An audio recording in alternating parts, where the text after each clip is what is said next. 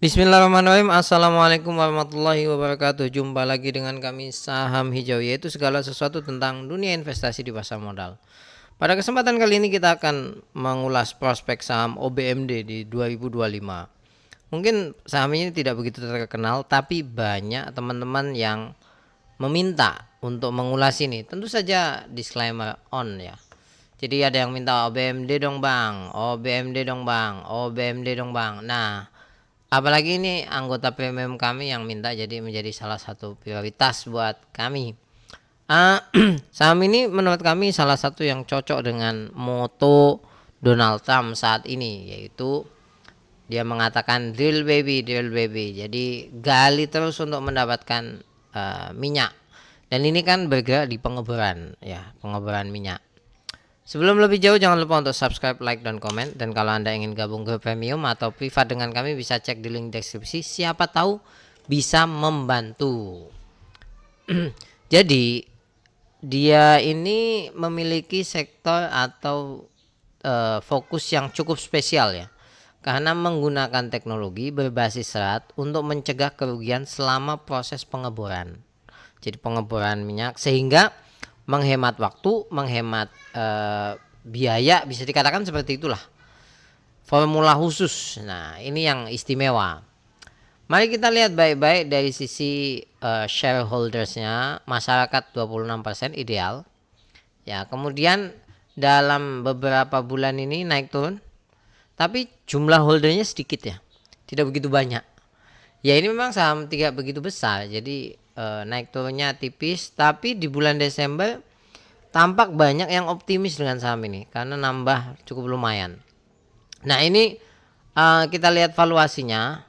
Kalau dari sisi pendapatan versi kami ya, kalau dari sisi pendapatan itu memang kenaikannya lumayan ya, dari dari 2023 ke 2024 itu kenaikannya lumayan. Kalau dari sisi valuasi menurut kami ini sudah price in. Kalau murah banget menurut kami enggak. Kalau ngelihat nanti yang ke belakang ya, menurut kami enggak. Tapi bisa dibilang mahal juga tidak. Jadi ini cukup lumayan berharga ya, karena book value-nya masih di bawah 1. Kemudian pair-nya trailing 12 month-nya 7, kalau annualize-nya 3. Jadi cukup oke lah. Nah, berikutnya dari sisi profitabilitas, ini yang paling istimewa ya. Profitabilitasnya itu besar sekali. Gross profitnya 92%, operating profit marginnya 51%, net profit marginnya 31%. Padahal banyak perusahaan di bursa itu gross profitnya itu 31%. Ini gila sampai sebesar itu. Tapi masalahnya adalah growth-nya itu tidak begitu bagus ya. Ini minus 3%, revenue-nya, gross profit-nya. Jadi menurut kami ya so-so aja. Nah, kita lihat hutangnya mini, jadi cukup bagus. Kemudian ini juga sangat efektif. ROA-nya sampai 10%, ROE-nya 30%, kemudian return on capital employed-nya 18%. Pokoknya bagus lah kalau dari sisi ini. Nah, mari kita lihat laporan keuangannya ya. Saya bedah beberapa aja yang penting-penting. Penjualannya ekspor itu punya porsi sekitar 30-an persen ya. Ini bagus menurut kami karena sekarang porsi US dollar itu naik dan stabil di atas 16.000. Nah, ini porsi penjualan ekspor dan lokal ya. Jadi seperti itu. Nah, yang berikutnya, tapi ini tapi ya. Nanti kita lihat hal-hal yang agak kurang, menurut kami kurang berkenan. Dari sisi penjualan bersih itu memang naik ya. Laba kotor juga naik, tapi laba usaha itu turun. Kenapa? Beban administrasi dan umum naik cukup besar. Ini yang terus terang membuat saya mengatakan ini perusahaan biasa aja.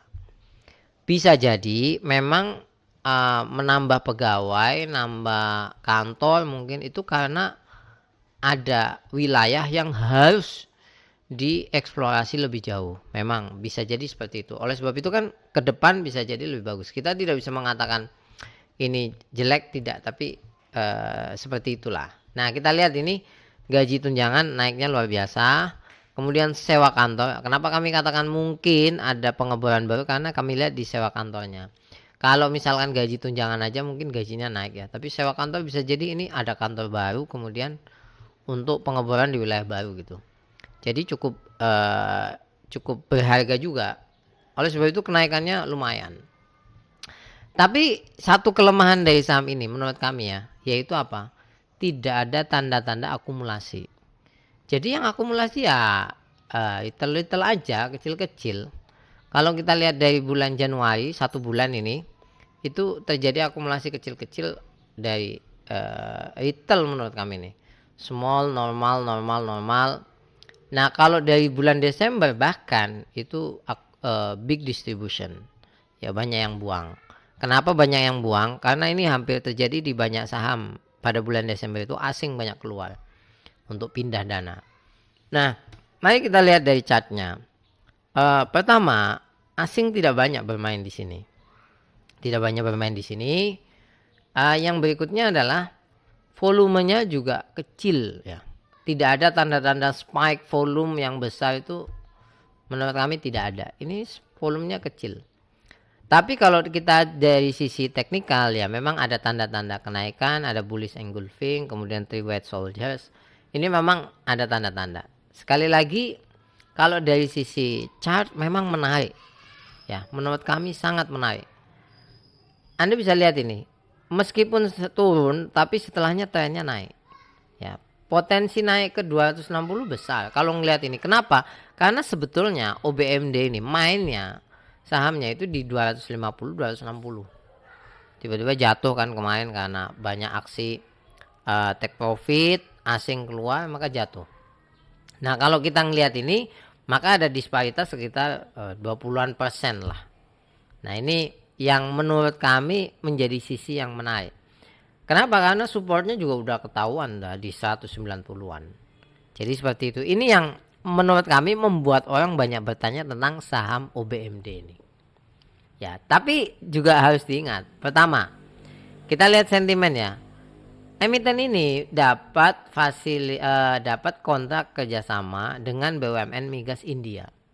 Nilainya gede nilainya. Dibanding dengan pendapatannya ini tergolong besar. Ya. Tapi di sisi lain ini menurut kami konyol ya. Dan sentimennya menjadi negatif. Direktur utama kurangi porsi kepemilikan sahamnya di Perseroan. Ini pada tanggal 27 Agustus. Kalau sentimen negatif dari luar mungkin oke lah. Tapi kalau ada orang dalam istilah katanya buang saham itu jadi gimana gitu loh. Ya, bisa jadi ini strategi biar sahamnya turun, banyak orang yang borong bisa jadi. Kita kan nggak tahu di saham kan seperti itu. Tapi menurut kami hal ini menjadikan saham ini tidak begitu wow sekali enggak menurut kami. Oleh sebab itu kalau ada yang bertanya tentang saham ini, kalau kinerjanya standar ya. Valuasinya lumayan bagus ya. Walaupun kami mengatakan tidak terlalu murah. Kalau bicara prospek bagus, kenapa kami katakan prospek bagus? Karena dunia ini sedang banyak eksplorasi perminyakan. Terutama karena menginginkan harganya itu di kisaran 74 US dollar kalau nggak salah. Minyak mentah ya. Nah kemudian resikonya menurut kami tidak begitu besar karena supportnya sudah kuat. Kalau versi saham hijau ini saham yang tergolong oke walaupun tidak bagus banget. Jadi seperti itu. Nah, oleh sebab itu bagi Anda yang bertanya tentang saham ini, kalau dari sentimen kena dapat terkait dengan eksplorasi minyak yang digaungkan di mana-mana. Jadi seperti itu. Terima kasih banyak. Sampai ketemu lagi. Jangan lupa untuk subscribe, like, dan komen. Kalau ada permintaan review atau sanggahan atau lainnya, cantumkan aja di kolom komentar. Siapa tahu kami akan mengulasnya. Terima kasih banyak. Sampai ketemu lagi. Assalamualaikum warahmatullahi wabarakatuh.